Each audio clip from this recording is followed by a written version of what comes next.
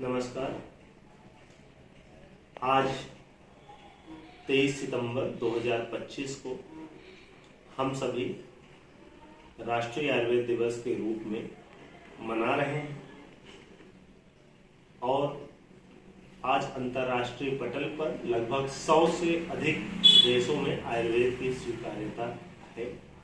जैसा कि हम सभी जानते हैं, आयुष मंत्रालय की स्थापना के बाद से भारत सरकार ने वर्ष 2016 में पहली बार आयुर्वेद दिवस मनाया था और तब से अब तक प्रत्येक वर्ष धन्वंतरी जयंती या धनतेरस के दिन राष्ट्रीय आयुर्वेद दिवस मनाया जा रहा था।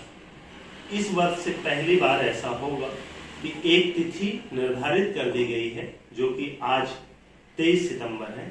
अब से प्रत्येक वर्ष 23 सितंबर के दिन हम लोग राष्ट्रीय आयुर्वेद दिवस मनाएंगे और आज भी मना रहे हैं।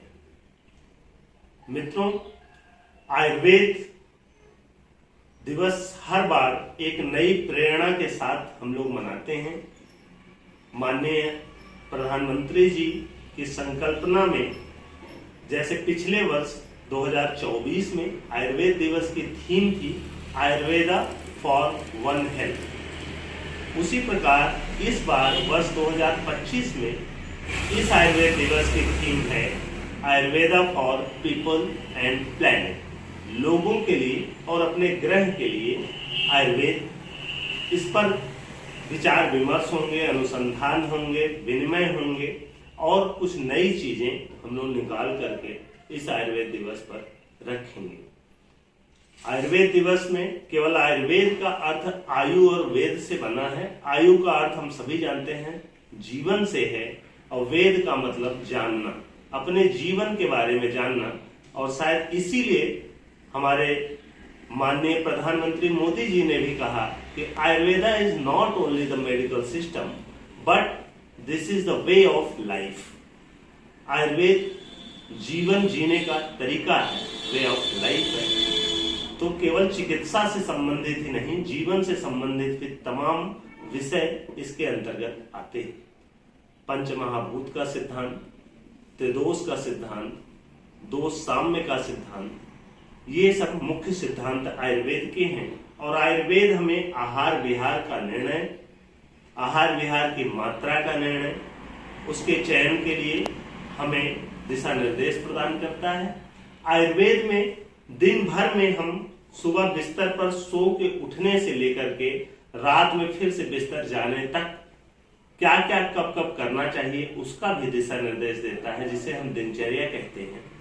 जो भारतीय मौसम है उसे 6 ऋतुओं में बांटा जाता है, शिशिर, बसंत, ग्रीष्म, वर्षा, शरद और हेमंत। उन 6 ऋतुओं में अलग अलग किस ऋतु में किस प्रकार का हमारा आहार विहार हो कि हम स्वस्थ जीवन जी सके, उस पर भी आयुर्वेद का बल है। कुल मिलाकर आयुर्वेद जो रोग हैं उनकी चिकित्सा से अधिक वरीयता रोगों से बचाव पर देता है, क्योंकि आयुर्वेद का उद्देश्य ही कहा गया है स्वस्थस्य स्वास्थ्य रक्षणम आतुरस्य विकार प्रशमनम च। अर्थात जो स्वस्थ व्यक्ति है उसके स्वास्थ्य की पहले रक्षा करनी है कि वो बीमार ही न पड़े। उसके बाद दूसरा उद्देश्य है आतुरस्य विकार प्रशमनम, मतलब जो बीमार हो गए हैं उनके रोग को कैसे शांत किया जाए। तो इन्हीं सब भावनाओं से, इसी विशिष्टता के कारण वर्ल्ड हेल्थ ऑर्गेनाइजेशन ने इन्हीं भावनाओं के कारण जामनगर में, जो भारत में है, उसमें global centre of traditional medicine की स्थापना की है, जिससे पूरे विश्व में जो ट्रेडिशनल मेडिसिन है उस पर अनुसंधान का केंद्र WHO ने भारत के जामनगर को बनाया हुआ है। मित्रों, केवल स्वास्थ्य जगत में नहीं, अर्थ जगत में भी आयुर्वेद की भूमिका है।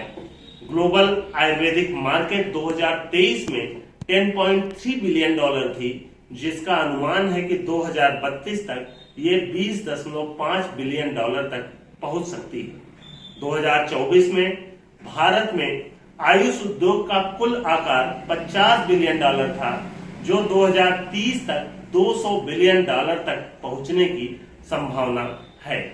2023-24 में भारत में आयुष उत्पादों का निर्यात 651.17 मिलियन डॉलर का रहा है और यही कारण है कि हमारे देशवासी भी तेजी से इस आयुष सिस्टम को अपनाना चाहते हैं, आयुर्वेद को अपना रहे हैं। आयुर्वेद यहाँ के जन जन में बसा हुआ है। तथापि एक सर्वे के अनुसार हिमाचल प्रदेश में 57.2% लोग प्राथमिक चिकित्सा के रूप में आयुष का प्रयोग करते हैं, आयुष पर विश्वास करते हैं और फिर भी पूरे भारत में संभवतः इससे भी बेहतर आंकड़े हैं आयुर्वेद के। तो इस आयुर्वेद दिवस पर आयुर्वेद विभाग उत्तर प्रदेश जनपद प्रतापगढ़ की ओर से आप सभी को आयुर्वेद दिवस की बहुत बहुत शुभकामनाएं।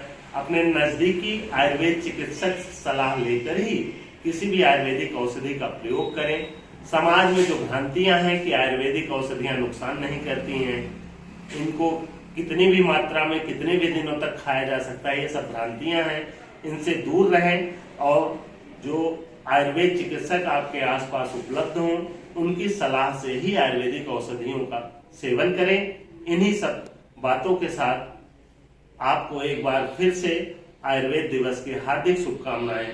जय धन्वंतरि, जय आयुर्वेद।